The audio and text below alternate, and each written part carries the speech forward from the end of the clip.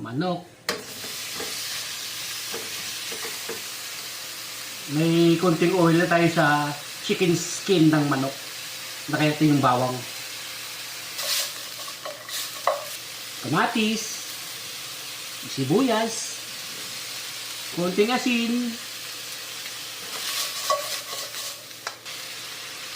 Ketchup. Tubig. Para lumabot ang manok. Lagyan natin ng pineapple.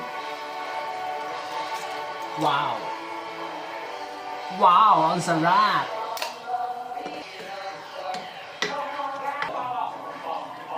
Sibuyas dahon. Tsaka hindi mawawala yung sili, siyempre.